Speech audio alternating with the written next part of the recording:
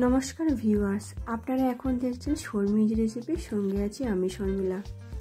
আজকে শর্মিজ রেসিপিতে আছে চিংড়ি মাছের রেসিপি। চিংড়ি মাছ এমনই একটা জিনিস, ছোট থেকে বড় বা যে কোনো রেসিপি কিন্তু আমরা সকলেই বেশ ভালোবাসি। তো চলুন তাহলে রেসিপিটি দেখে নেওয়া যাক। খুবই সিম্পল করে দেখাবো আমি আপনাদেরকে, পুরো ভিডিও দেখার জন্য অনুরোধ রইল। তো প্রথমেই চিংড়ি মাছগুলোকে প্লেটে করে নিয়েছি, আর আমি একটু পরিষ্কার করে ধুয়ে প্লেটে জল ঝরিয়ে নিয়েছি, কারণ আমি চিংড়ি মাছের ভিতরে প্রচুর পরিমাণের ঘি আছে, সেহেতু ছাড়ানোর পরে যদি ধোয়া হয় তাহলে কিন্তু ঘিগুলো পুরোপুরি ধুয়ে যায়। সেই জন্যই আমি চিংড়ি মাছগুলোকে পরিষ্কার করে ধুয়ে নিয়েছি, আর তারপরেই আমি কেটে নিয়েছি।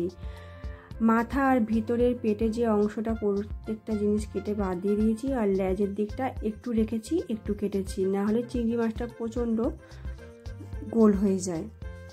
তো তারপরে আমি এখানে যেহেতু বড় সাইজের চিংড়ি মাছ, সেই জন্য খোলাটা ছাড়িয়ে দিয়েছি, নাহলে খোলাটা বেকার ভাজা হয়, অথচ খোলা কিন্তু খাওয়ার সময় আমাদের ফেলে দিতে হয়, আর ভালোও লাগে না। তো সব খোলাটা ছাড়িয়ে নিয়েছি, লেজের দিকে সামান্য একটু খোলা রেখেছি। আর চিংড়ি মাছের মাথার যে মোটা কাঁটাটা থাকে, সেই কাঁটাটা দিয়ে মাথার দিক থেকে পেটের নোংরাটা, মানে ওটাই চিংড়ির নোংরা বলা হয়, তো সেটাকে আমি ফেলে দিয়েছি। ওই চিংড়ির নোংরা না ফেললে কিন্তু চিংড়ি খেলে কিন্তু আমাদের পেটে ব্যথা করে, অনেক সমস্যা হতে পারে, কিন্তু আমাদের এটা ফেলে দেওয়া দরকার আছে। তো যেহেতু বড় চিংড়ি মাছ, সেই জন্য আমি চিংড়ি যে দুটো ডেরা থাকে সেইগুলোকে কিন্তু আমি এখানে রেখে দিয়েছি, জাস্ট দেখতে ভালো লাগার জন্য। তারপর চিংড়ি মাছের উপরে 1 চামচ লবণ, 1 চামচ হলুদ গুঁড়ো আর সামান্য লঙ্কার গুঁড়ো দিয়ে ম্যারিনেশন করে রেখে দিয়েছি। তারপর একটা বাটিতে 2 চামচ পোস্ত, 1 চামচ সাদা সর্ষে, 1 চামচ কালো সর্ষে, একটু সামান্য লবণ আর কাঁচা লঙ্কা জল দিয়ে পেস্ট করে রেখে দিয়েছি। তো তারপরে চিংড়িটা ভেজে নেওয়ার জন্য কড়াইটা গরম করে 1 টিস্পুন সর্ষের তেল দিয়েছি। তারপরে হালকা করে এপিট ওপিট একটু ব্রাউন কালার করে ভেজে নেব। চিংড়ি মাছ কিন্তু কখনোই কড়া করে ভাজবেন না, এতে চিংড়ি মাছটা ছোটও হয়ে যায়, আবার অনেকটা কড়া হয়ে যায়, শক্ত হয়ে যায়। সেই জন্য খুব অল্প করে একটু চিংড়ির কালার চলে এলেই কিন্তু আমরা এটাকে একটি পাত্রে তুলে নিতে পারি।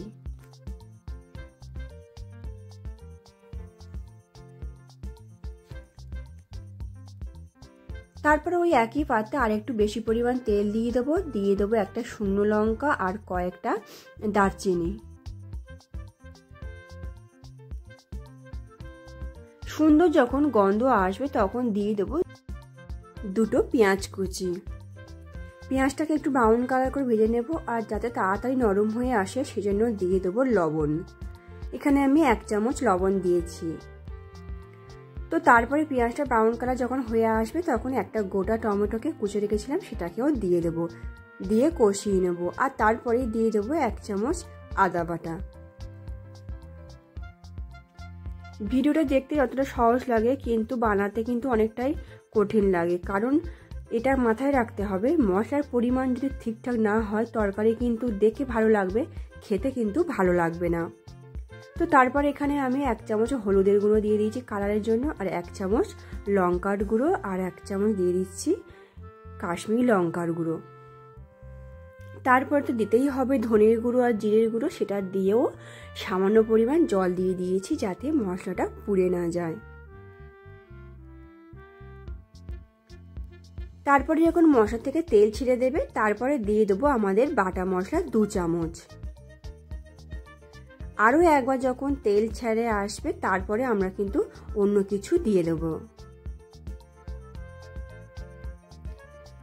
আপনারা এখানে গরম জল দিতে পারেন, তাহলে কিন্তু তরকারির টেস্টটা খুব ভালো আসে। আমি এখানে ঠান্ডা জলই দিয়েছি, আর দিয়ে দিচ্ছি নারকেলের দুধ 1/2 বাটি মতন। খুব ভালোভাবে যখন টকবক করে ফুটে আসবে তখন দিয়ে দেবো ভেজে রাখা চিংড়িগুলো। স্বাদ মতন সামান্য কিন্তু চিনি দিতে ভুলবেন না, এই চিনিটা দিলে কিন্তু তরকারির টেস্ট কিন্তু খুব ভালো আসে, আর আমরা তো বাঙালি চিনি ছাড়া তরকারি করতেই পারি না। তারপর দিয়ে দিচ্ছি কয়েকটা কাঁচা লঙ্কা আর ধনেপাতা কুচি, এই দুটো না দিলে তো তরকারিটা শেষ করতেই পারি না। 1 মিনিট ঢেকে রাখার পর ভালোভাবে নাড়িয়ে চাড়িয়ে গ্যাসটাকে বন্ধ করে ঢাকা দিয়ে রেখে দিয়েছিলাম 5 মিনিটের জন্য। তারপর ঠিক এত সুন্দর সেন্ট আসছে আর তরকারির কালারটা এত সুন্দর হয়েছে, মানে আপনারা বাড়িতে না বানালে কিন্তু একদমই বুঝতে পারবেন না। গরম গরম ধোঁয়া ওঠা ভাতের সাথে কিন্তু এই তরকারিটা জাস্ট জমে যাবে। শুধু ভাত না, যারা রুটি পছন্দ করেন তারা কিন্তু এই রেসিপির সাথে রুটিটাও খেতে পারেন, খুবই ভালো লাগবে।